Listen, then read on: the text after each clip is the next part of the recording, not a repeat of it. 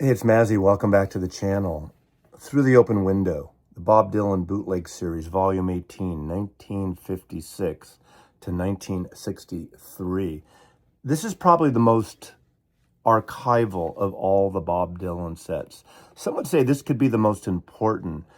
Maybe not for everyone, not a normal listen by any stretch of the imagination. This is an archival series. This is the beginnings of Robert Zimmerman, Bob Dylan, from rock band in Hibbing, Minnesota, recorded at St. Paul, Minnesota, I believe, to home recordings, to living room recordings, to folk performances in Greenwich Village at Gertie's Folk City and the Gaslight.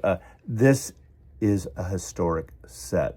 Now, the sound of these recordings vary dramatically from rough recordings where you hear the environment, the hum of a air conditioner or a heater, and just the clinking of glasses in a club or the coughing of people there. This is not a fixed up, slick release. And that's the beauty of this release. Now, I want to talk about this because I've said this before many times, and I always want to preface this, and it's not an excuse. But Dylan fans, like Beatle fans and Grateful Dead fans and Bruce Springsteen fans and others, are so demanding and have high expectations. And a lot of these recordings have been heard on bootlegs, not all of them, in various forms. I'd say I have a lot of digital recordings of some of the stuff on here as well. And to be honest with you, I've listened to it all, but I never go back to it. It's so unwieldy in a way, and it's really hard to kind of grasp. Now, I am not a Dylanologist in that realm, and people on the forums and people in the world are compiling lists of what wasn't included, what should be included, why was that included again because it was on some other set. When you do a curated package like this, and this is actually a very curated package, you have to make concessions. And I think that's why these things work. Now, are there things that maybe I would have wanted to? Of course. Are there songs that maybe I'm thinking, why is that on here? Sure. It's so subjective. You talk to 10 people, you're going to get 10 different opinions on what should be included on here. Now, this set was curated by Sean Willens and Steve Berkowitz. Sean wrote this exhaustive essay that comes in the book, and I'll go through that when I show you some of the pictures of the book and just call out some of the tracks that I think are really interesting and have historic value.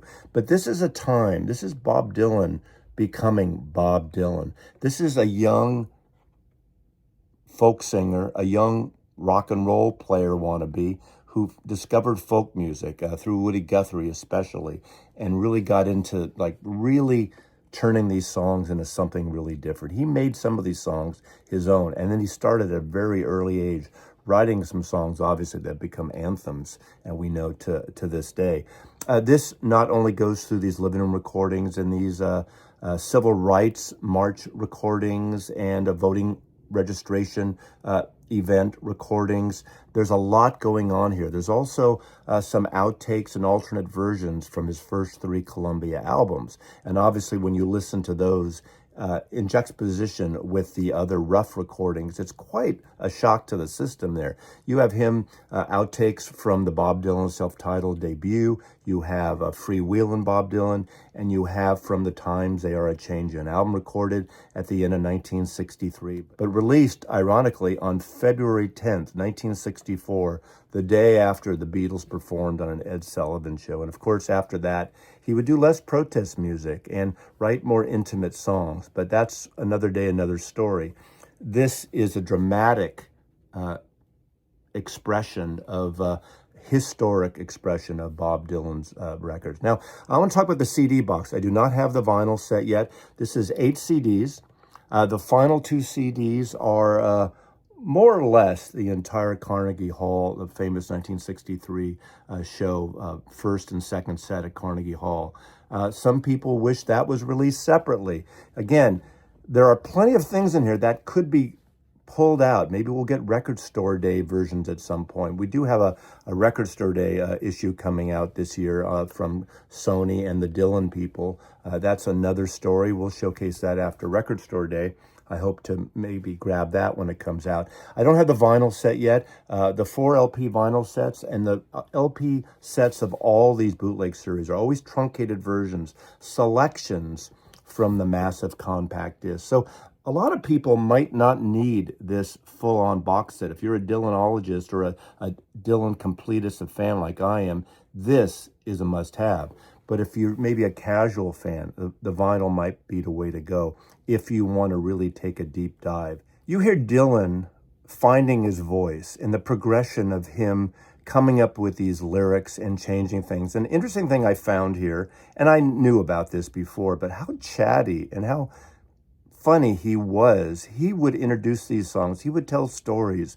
There's poetry readings in here. There's introductions by civil rights leaders and actors like Ossie Davis, and there's collaborations with Carolyn Hester on her Columbia records, and recordings where he played harmonica only with Harry Belafonte and others on here. So this is a semi-complete overview introduction of the beginning of Bob Dylan, the formation of Bob Dylan through those years in Minnesota, obviously going to New York and the coffee house scene and the folk clubs that were there. I'm going to go through the booklet, and I'm going to present you some of the images in the booklet so you get a sense.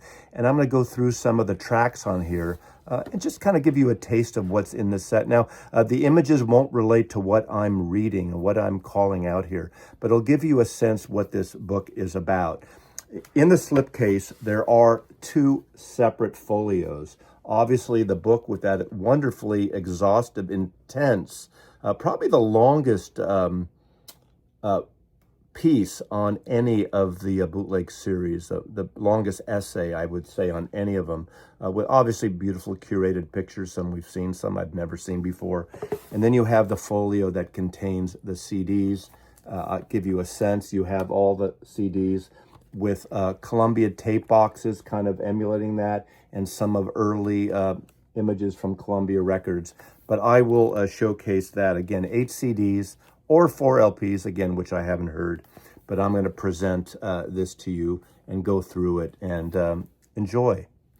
The set starts with Let the Good Times Roll, a kind of a rockin' piece, very rough piece from the Telerinda Music Shop in St. Paul, Minnesota, with his band.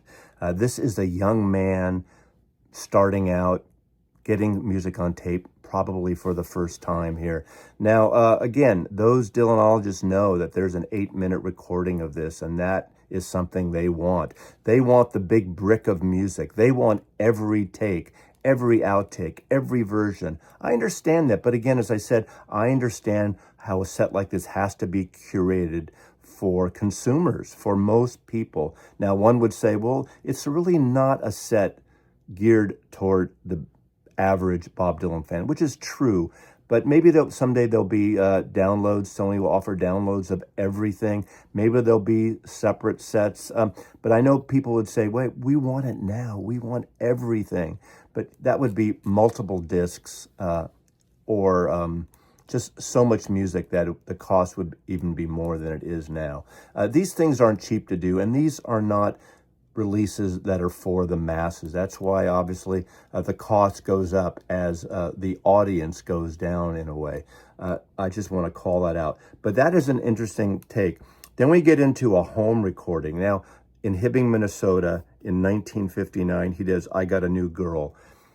There's a lot of home recordings in this, and they vary in terms of the quality, from very rough to kind of a cool, sounds like maybe a 7-inch tape that someone recorded on back in the day in a living room of some of these houses or patrons and fans of folk music. And that is a really sweet spot in this collection. Even the ones that aren't the perfect recording, you hear Dylan finding his voice and turning these folk song, country blues songs into making them his own. Obviously, heavily influenced by Woody Guthrie here, and he's kind of really mimicking that Woody Guthrie thing until he finds his own voice here. And to hear the progression is awesome in this, and I just think that's kind of the best part of this release of hearing his progression and his formation at these clubs, and how he really, looking back on it, it's you kind of see how he stands out amongst others. Very unique voice, not a perfectly tuned voice, but he has something it is that it factor he has and that he created. And, there's introductions here with Joan Baez and Ossie Davis, the actor, activist too, as well. You have a series of, in Madison, Wisconsin, with great Danny Kelb on guitar and vocals, and Dylan on guitar, doing East Virginia blues, Casey Moan and Hard Feelin'. And then, of course, you have September 6, 1961. And I don't remember, I haven't read if this is the first appearance, but this is an early appearance of Bob Dylan at the Gaslight Cafe solo. Song to Woody and Talking Bear Mountain Picnic Massacre Blues. A spectacular introduction to Bob Dylan in New York City and the folk scene. You have early recordings and radio broadcasts here on folk programs and around the New York area that are just delightful to hear Bob Dylan talk about his music and making stories up. You have a great selection of songs. October 1st, 1961 at Gertie's Folk City. Again, one of the prominent folk clubs in New York in the day, in the folk revival day, with See That My Grave Is Kept Clean, The Girl I Left Behind. He does an introduction and he plays Pretty Boy Floyd. And of course, just, again, wonderful performances of an early Bob Dylan, again, finding his voice. But it seems fully formed here, even though it's a young voice. He's got these songs nailed. He interprets these songs in his own way. Yes, you still hear that heavy Woody Guthrie influence that he kind of leaves back a little bit after this, but it really does a wonderful presentation of it. Then you'll have I'll Fly Away with Carolyn Hester, the folk singer, a Columbia session where he's just simply playing harmonica. I said also there's that performance of him playing harmonica, really kind of a fast, rhythmically quick, like engine churning harmonica with Harry Belafonte, and I just love that too. There is a Carnegie Chapter Hall concert in November 61 from In the Pines, Gospel Plow, Young But Daily Growing, Pretty Polly. There's beautiful folk songs in here that he just does beautifully. A lot of these I've heard over the years. I'm immersed in these early blues artists and folk artists. So a lot of the song, everyone was singing these songs. A lot of people were singing. But Bob Dylan really captured them and made them his own. And of course, combining with these songs that some of them have become anthems, it's just crazy. You get rehearsals and recordings at Columbia Studios. These are spectacular.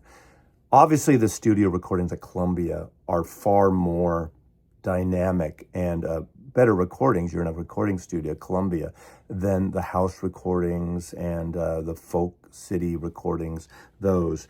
But still, some of these, again, have been released, some have not. Great rehearsal of Man of Constant Sorrow, House Carpenter. He Was a Friend of Mine, Ramblin' Round. There's also recordings from Broadside, the folk label sessions, as well as the Whitmark publishing tapes that have been released before, but you have representation, a track on here from that session. What I love about folk music was the politics and the political urgency. Obviously, it comes from a time that was necessary in American history. And Dylan obviously was immersed in it, at least in his first period, first 3 years of coming to New York City and playing these things there in Washington and in other states. There's a great couple of tracks he does at a voter registration rally. I think this is in Mississippi, and he performs Only a Pawn in Their Game, Blowing in the Wind. You got Bob Dylan, Pete Seeger, Theodore Bikel, and the Freedom Singers. This is a wonderful performance, obviously a historic performance there. You have With God on Her Side and North Country Blues in 63 at the Newport Folk Festival. Playboys and Playgirls also at the Newport Folk Festival. And of course, Blown in the Wind at the Newport Folk Festival, along with Pete Seeger, Peter, Paul and Mary, and Joan Baez. Historic performances called together in this form for the first time. Now, a lot of this stuff has been out there in the world in various formats and various quality for years, but I love how this was pulled together. And there is a feel to this. There's an organic feel, but again, a rough feel at times on this. But then you get into the recordings of Times They Are A-Changin' with Farewell, an outtake, Bob Dylan's New Orleans Rag, maybe not the greatest song on here. One of my favorite songs in the whole album is Moonshiner, the remake take 1 from the Times They Are A-Changin' session in August 1963. You got Forest Hill Tennis Stadium, of course, introduction by Joan Baez, and Trouble and I Don't Know Why. And it's a collaboration, a duet with Bob Dylan and Joan Baez. There's several of those here. And of course, other recordings of Lonesome Death of Hetty Carroll at the home of Ben Shapiro in Los Angeles. So again, those home recordings are essential to this set. And maybe they could be a separate release someday. Maybe an expanded home recording session would be available someday, who knows? And the final 2 songs on disc 6, One Too Many Mornings, an alternative take from Times They Are A-Changin', and Key to the Highway, an outtake from that album. Superb recordings. And then, of course, you get into the entire performances from Carnegie Hall in 1963. Really an important document. Again, some feel that should be released separately. I'd like it to be released separately. I think that would be a great vinyl release. Would it be a double record of that? Because there's a lot of short tracks in that, but I think it would be something important to tell that story, a historic record, a historic Bob Dylan release. This is a set that is very different than all the other sets in the Bootleg series that really go over one record or maybe a period of 2 to 3 records that fit in a moment, a time, a style. This is a period of Dylan's growing, Dylan's developing, the beginning of Bob Dylan as a singer, an artist, joker, if you will. I think this is an essential set for Dylan freaks, obviously, even as incomplete as it may be. Every time a set like this comes out, there are rumors that this is the last one. And they've been teasing this one for about 7-8 years, that they really want to do a box based on the Village, the early folk city stuff in New York City, the early Bob Dylan. They went beyond that with those earlier tracks. Some tracks just recently discovered, some over the years from different collectors and things. And they culled these together, I think, in a very digestible way that works for a good majority of the people. Again, not for everyone. As I said at the top of this video, there's a lot of people that expect everything, that demand and want everything. We want this. We want that. I commiserate with them. But I think in the nature and where the record industry, businesses, whatever you want to talk about it, and Dylan selling his work to Sony, this is a way Sony has to present it. And it's not being just trying to defend Sony. Any label would do things like this. And for me, the curation of Bob Dylan's work, outtakes, alternatives, has been the best of any artist ever. Of course, he has a lot of variations. Once he got into the studio work over the decades, we all know how many versions of things he would do. Complete versions, unlike a lot. Now, there are some pieces of music here that are truncated versions, especially in the early recordings, or there are variations and warbles and cuts in the tape, damaged tape, but they're left intact for the most part here. They're not perfectly cut together to make a perfect presentation. I want to stress that. But still, this set is an incredible curation of the early years in the development of Bob Dylan. So Bob Dylan Through the Open Window, Volume 18 of the Bootleg series, 1956 to 1963. Thanks for watching and thanks for listening. And please like and subscribe and support the channel any way you can. Mazzy loves you.